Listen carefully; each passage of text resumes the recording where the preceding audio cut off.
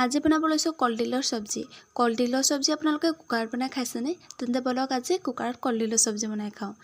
চব্জিখিনি মই সৰু সৰুকৈ কাটি লৈছোঁ আৰু আদা নহৰু পেষ্ট, পিঁয়াজ আৰু আলুখিনি এনেকৈ প্ৰথমতে পিঁয়াজখিনি দি পেলাই মই লৰাই ল'ম। তাৰপিছত ইয়াতে বুট দালি কেইটামানো তিয়াই লৈছোঁ আৰু আদা নহৰু পেষ্টখিনিও তাতে মই দি দিছোঁ। তাৰপিছত দিছোঁ মই অলপ হালধি গুড়ি আৰু অলপমান দিছোঁ মই ধনিয়া গুড়ি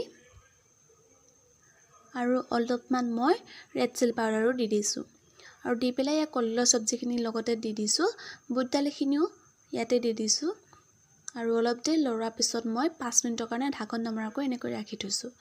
ঢাকন মৰাৰ পিছত এয়া মই জোখমতে নিমখ আৰু আলুখিনি দি গৰম পানী দি পেলাই মই 3টা চিটি নমৰালৈকে এনেকৈ ৰাখি থ'ম।